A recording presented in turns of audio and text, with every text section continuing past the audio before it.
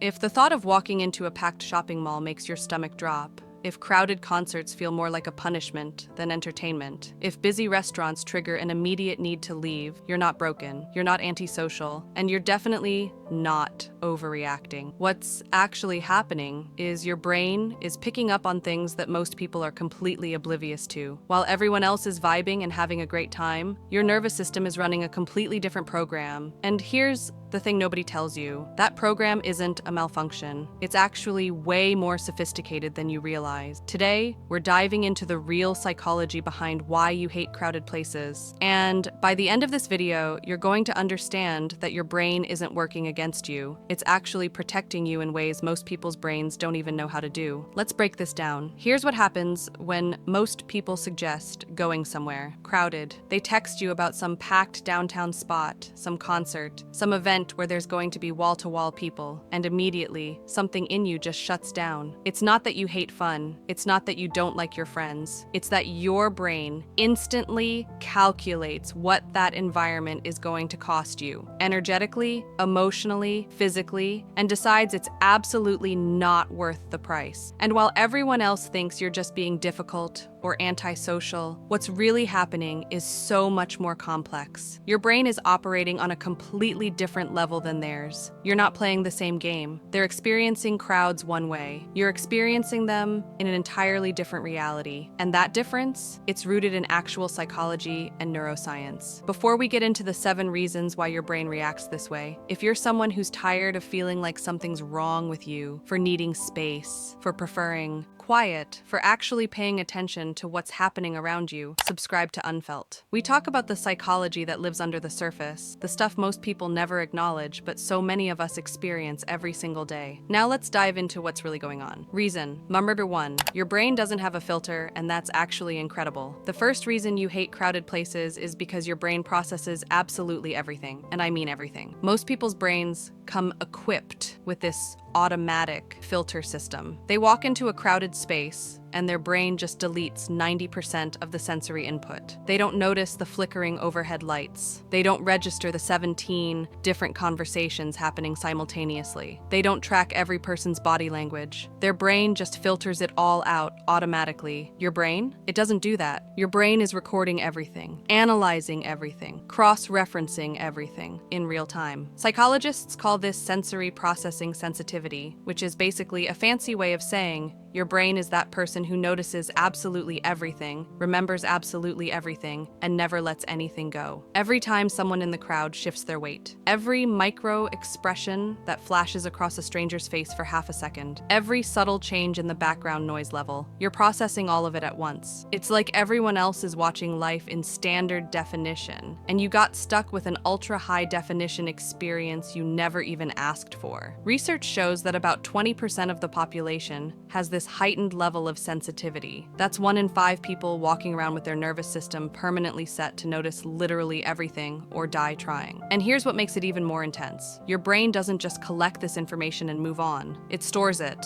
it categorizes it, it references it later. That random interaction from 3 weeks ago that literally nobody else even remembers, your brain filed it under possibly relevant and keeps pulling it back up for review. This isn't overthinking. This is your neural network doing exactly what it was designed to do, make sense of incredibly complex patterns that other people miss entirely.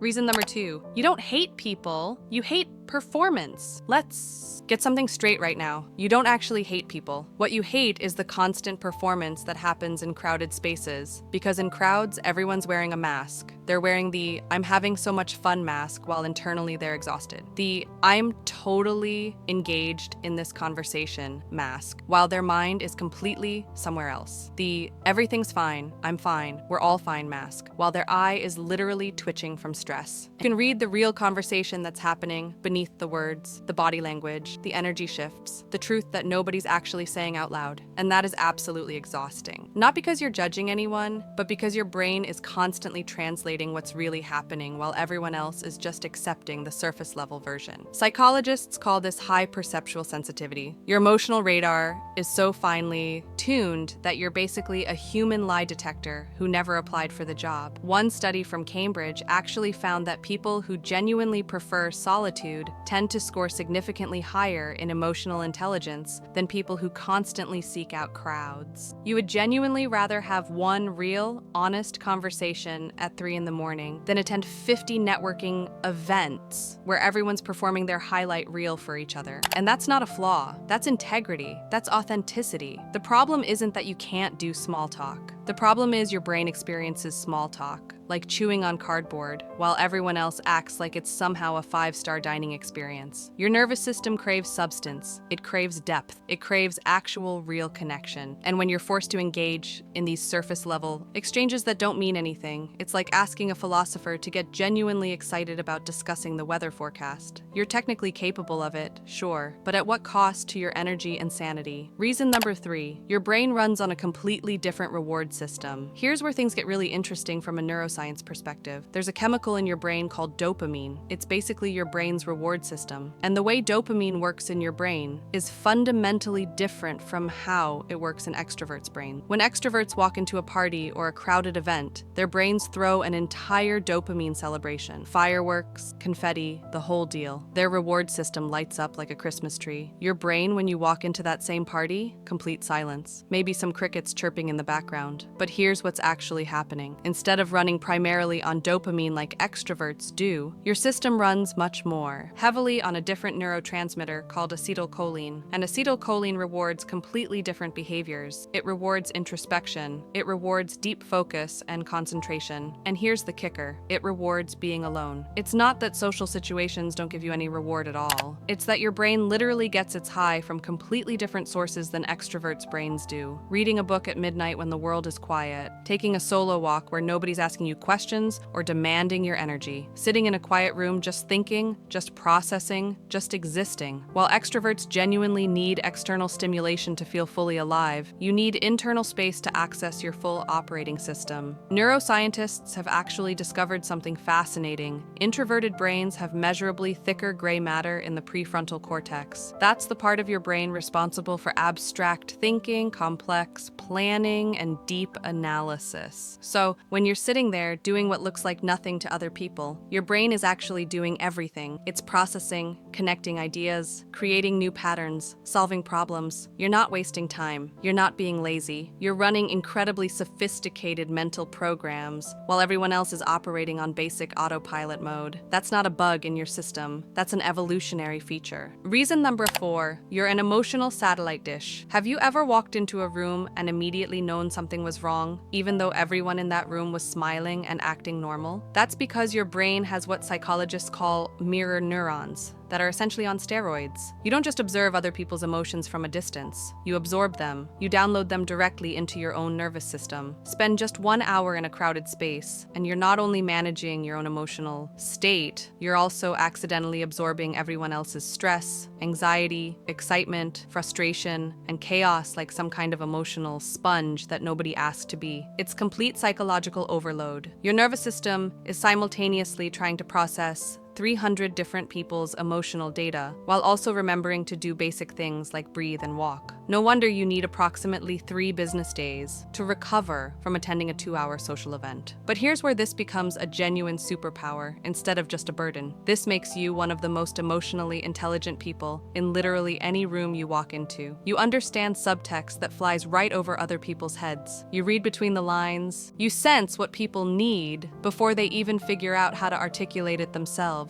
Most people barely understand their own emotions, let alone anyone else's. Meanwhile, you're out here understanding everyone's emotions simultaneously, including the ones they're actively trying to hide. That's not a curse. That's a gift that most people would completely break under if they suddenly had to carry it. The problem isn't that you're too sensitive. The problem is you're existing in a world where most people are operating at about 20% emotional awareness, and you're running at 120%. The gap between your experience and theirs is so massive that of course you're exhausted. You're doing the emotional labor of 10 people every time you step into a crowd. If this is making you feel seen right now, if you're finally starting to understand that maybe you're not broken after all, subscribe to UNFELT. We're building this community of people who experience the world differently, who feel things more deeply, who see what others miss. You're not alone in this. Hit that subscribe button. You genuinely belong here. Reason number 5, you're not running from life, you're running toward yourself. Society has this incredibly weird obsession with equating busy and loud with successful and happy. If you're not at every single event, posting every moment on social media, surrounding yourself with people and noise and activity 24/7, then somehow you're failing at life. Somehow you're missing out. Somehow you're not living correctly. But here's what they fundamentally don't understand. What most people spend literal decades avoiding. Silence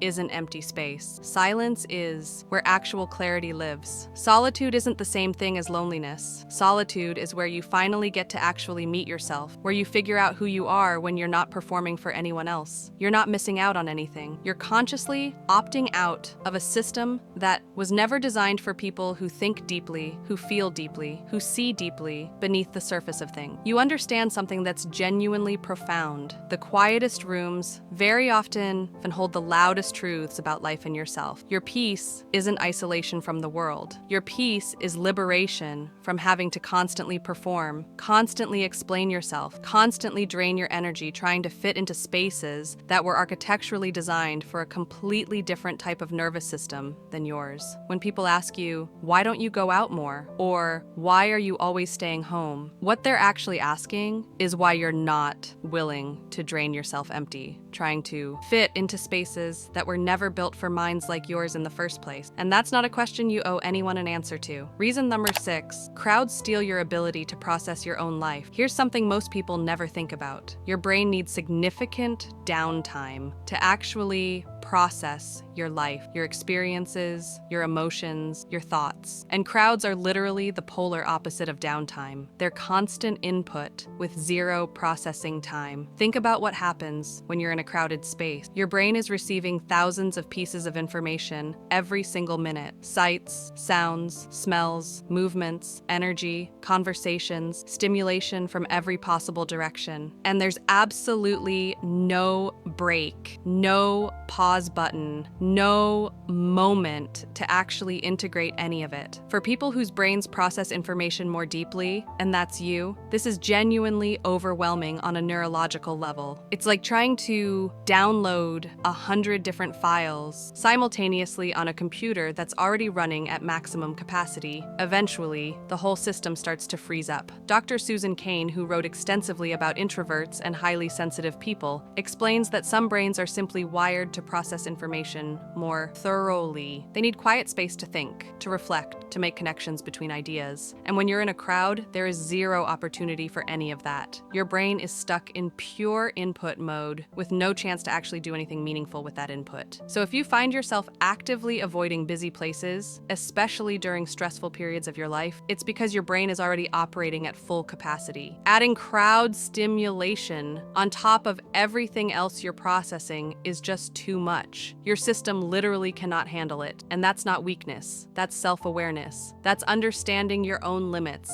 and actually respecting them instead of pushing through until you break. Reason number 7, your nervous system is still protecting you from childhood. The final reason might be the most important one. If you hate crowded places, there's a very good chance your nervous system learned early on that unpredictable environments aren't safe, and crowds are the definition of unpredictable. If you grew up in any kind of chaotic environment, whether that was loud arguments, emotional unpredictability, walking on eggshells, or just never knowing what mood someone would be in, your brain developed hypervigilance as a survival mechanism. You learned to constantly monitor everything around you to stay safe. And here's what that means now. When you walk into a crowded space, your brain can't relax because it's still trying to monitor every potential threat. But there are too many variables, too many people, too many unpredictable movements and sounds and energy shifts. Your nervous system goes into overload, trying to keep you safe from dangers that aren't actually there anymore. Dr. Bessel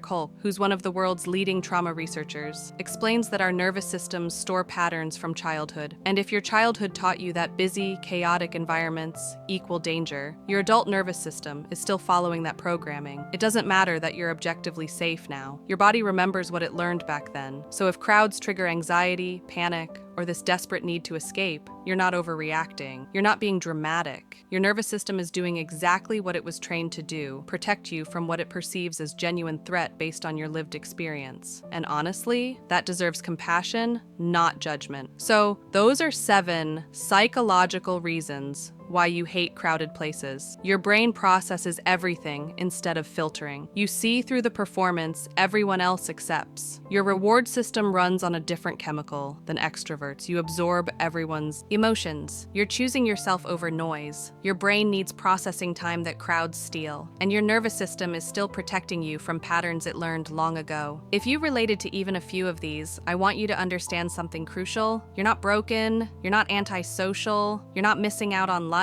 Your brain is just built for depth in a world that's completely obsessed with surface-level noise and constant stimulation. You're not too sensitive. You're not too much. You're not doing life wrong. You're just designed for meaningful connection over meaningless crowds, for deep thought over shallow distraction, for authentic presence over performed happiness. And in a world that rarely values those things, it makes sense that you feel out of place sometimes, but you're not out of place. The world is just finally catching up to understanding that people like you, people who think deeply, feel deeply, see deeply, aren't the problem. You're actually the solution. So protect your peace, honor your limits, choose the quiet coffee shop over the packed bar without apology. Stay home when you need to. Leave early when your nervous system tells you it's time. You're not missing out. You're living authentically, and that's worth everything. If this helped you see yourself more clearly, hit that like button. And if you want more content about understanding your nervous system, your psychology, and why you experience the world the way you do, subscribe to UNFELT.